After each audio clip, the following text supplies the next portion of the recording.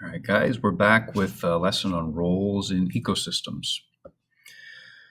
Just like all your other lessons, pause it when you need to catch up. This should all be copied down into your notebook to be used later.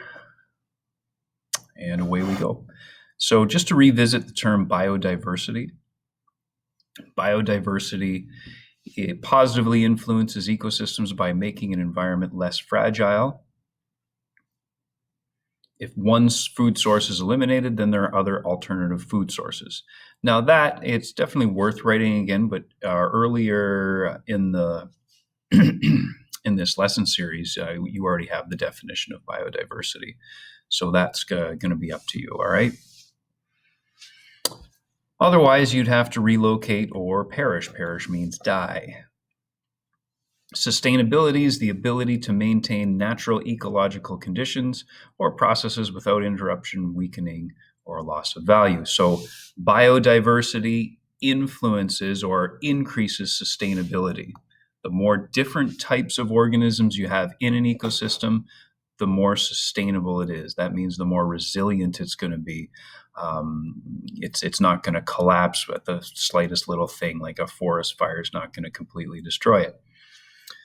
A lot of what today's lessons on, or this block's lesson on, is going to be on ecological niches. Now, that word there, it means the organism's role within its ecosystems.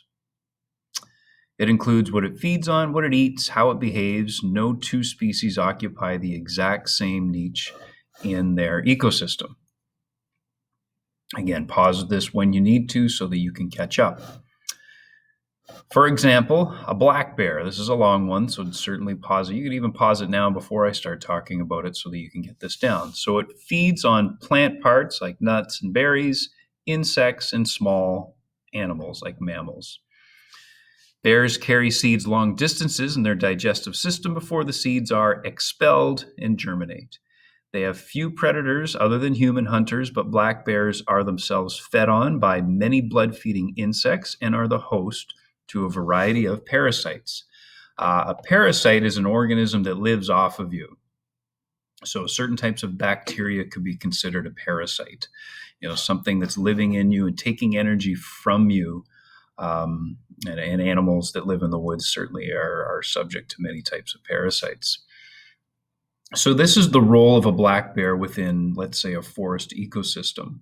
This is the niche of a black bear in that ecosystem. Talks about what it eats, what it does. So it helps take seeds long distances before being expelled, and you can use your imagination on how those bears are able to expel those seeds in different spots. They don't have a lot of predators, as they are, I believe, a top carnivore in their food webs or most food chains that you would see. And but they do host insects, like mosquitoes, for example, feed a lot on black bears. Deer flies, I think, can feed on black bears. And like I said, they host different parasites, which are also a part of the ecosystem. Now let's compare an owl and a hawk, and I'll leave myself down here to start. Yeah, so I can force mute someone, but, sorry. I'll just pause. It's fine. You needed something to say that you're recording. That's okay. I can force mute someone, but then they can just unmute themselves again. So it doesn't do anything special. Is it individually? Individually, I can click on a force mute, but then they just unmute themselves, unless the teacher tricks them. Ooh. All right. All right. That was just Mr. Sanders interrupting this. I don't even think I'm going to delete that out of there. I'm just going to leave it right in so you can guys really see how things are going. So a hawk and an owl, although they do eat similar things, mice and shrews and things like that, they do have different ecological niches. So let's just talk about the different things. So first of all, the wing size. So owls tend to have shorter but broad wings, whereas hawks have longer wings. Hopefully you guys can see my writing. I struggle to write on this sometimes. The location of their prey, so this is where they hunt. Owls tend to hunt mostly in forests, whereas hawks tend to hunt in open fields. Now, that's not to say that a hawk can never be spotted catching something in a forest and you've never ever seen an owl in a field, but that is their preferred location for hunting for prey. When do they hunt for this prey? At night for an owl and during the day for a hawk. The way that they see to get their prey and avoid other things, other trouble, is an owl's eyesight is based on motion, whereas the hawk can see colors. They have a color vision, so they see kind of like we do. Sometimes you hear the term eyes like a hawk. They can see better in longer distances, and they can also detect motion a little better than we can. But an owl's eyesight is not as good as ours, not even close, but they are very good at detecting motion, kind of like how a cat would see. The location of an owl's nest would be deep in trees, whereas these guys prefer the tops of trees. Actually, the tops of like lone trees. Like you'll often find a hawk nest in like in a lone tall tree in a field, for example, and that gives them from their nest a lot of field that they can look at, and they can get up there and get to their prey quickly and efficiently. So you can see now, even though the hawk and the owl, they eat similar things, so you might think, well, they would be in the same kind of spot in a food chain and in a food web, and that's true. But the role they play in the ecosystem is different because of where they are in the ecosystems and in the way that they hunt and the times that they hunt. So when we compare an owl and a hawk, they feed on the same organisms, and you can pause this once I fill in these blanks to get it down. But they occupy different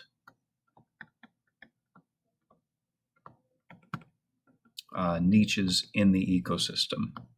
My writing's getting pretty bad there. What's the advantage of these guys having different roles, different niches in the ecosystem?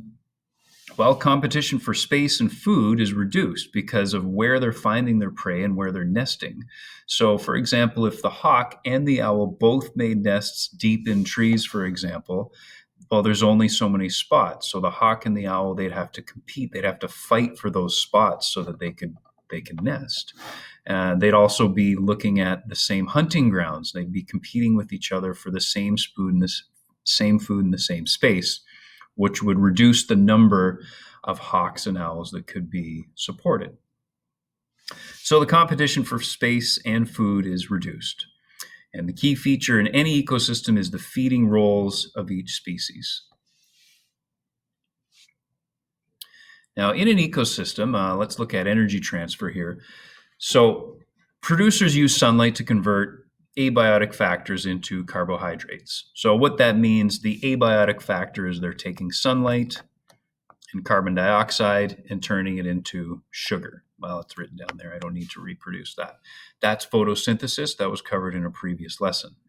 When herbivores feed on the producers, they do not receive all of the energy because plants need a certain amount of energy to grow, reproduce, and live.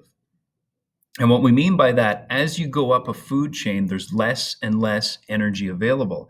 Also, when you transfer energy, there's heat loss. Some of that energy is just transferred into heat. And this little graphic down here, this picture that I copied from someplace, shows you at the producer level, there'd be this amount of energy available. The primary consumer, now I don't know about the exact percentages, but it looks like it's around half just from this particular picture. That doesn't mean that applies to every food chain, but there's less energy. And then at the secondary level, the snake can only get a little bit less energy again.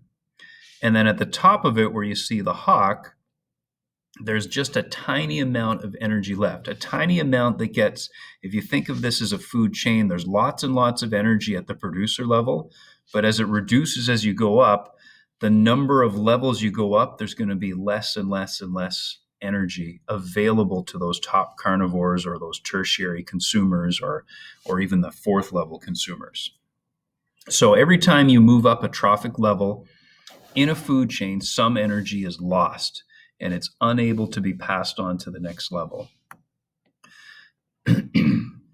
Each trophic level has less organisms because there's less energy to support them. Only about 10%, there's a figure for us, only about 10% of the energy is passed on level by level. So just to go back to that, I mean, it is a nice picture, but obviously we're not reducing it. If you only get 10% of the energy level to level, that means the next level would stop like, around here, a really tiny, tiny amount there. So what did I want to do here? I actually want to change a word here. Hopefully you guys haven't already written this down. Each tropic level has less. I want to change that from organisms to biomass because it can support less organic mass. It's not less number of organisms. It's less mass of organisms, if that makes any sense. And maybe it does or maybe it doesn't. Maybe on the next slide here, it'll be more clear. Again, go ahead and pause this if you need to catch up. Now, maybe it'll be the slide after this. So this says pyramid of energy. This illustrates the energy loss and transfer between trophic levels. So an energy pyramid is something used commonly in ecology to look at the energy levels available to consumers. So as you can see, if you make it into a triangle or this pyramid shape, then as you go up there, there's less and less energy available. The amount of energy decreases as you move up, and the number of organisms decrease as you move up. Well, again, I would say it's the amount of biomass that you're able to support. And on this next slide, again, go ahead and pause it here if you need this. I want to look at this guy right here. So the brown is your oak tree. All right, forget about this pyramid right here. I don't want to look at that one just yet.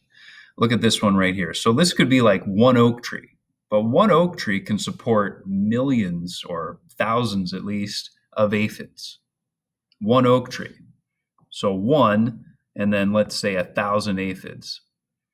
And then the blue tit, that's a type of bird, can feed off them. And let's say that those 1,000 aphids can support, I don't know. I actually don't know what the number would be, but let's say something like 5 of these birds. And then let's say one owl can live off of that. That's why I was reluctant to write down number of organisms, because really it's mass. What's the most mass? What's the biggest thing in this if you were to actually weigh all of these things? And by a lot, it would be the oak tree. It would be the oak tree. And then the next most massive thing would be the owl. But if we were to weigh 1,000, or let's say 10,000 or 100,000 aphids, they would outweigh that owl. So the amount of mass that the energy can support goes down as you go up, but the number of organisms itself can actually fluctuate. This pyramid over here would be more like an energy or a mass pyramid, all right? So the oak tree would have the most mass, and then the aphids, and then the blue tit, and then the owl.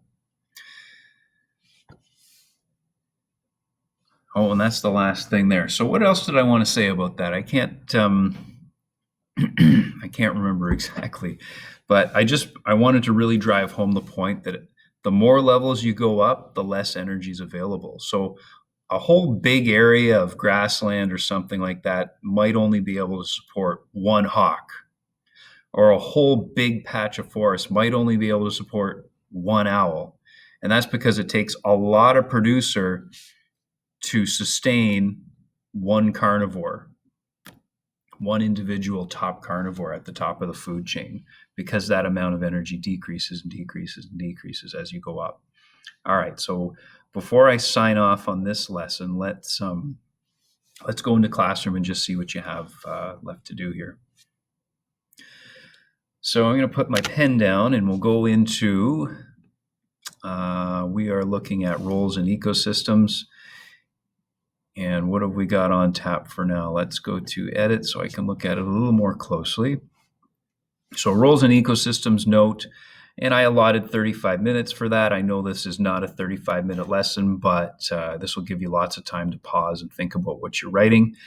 And then I want you to do this handout on energy transfer and ecosystems. That's this guy right here.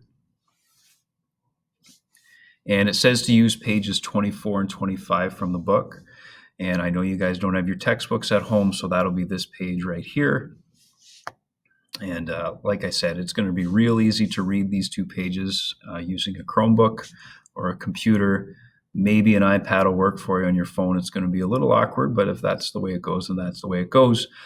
I'm also going to do a lesson on cycling of matter in this first block. It'll be a separate YouTube video and then an assignment on cycling of matter.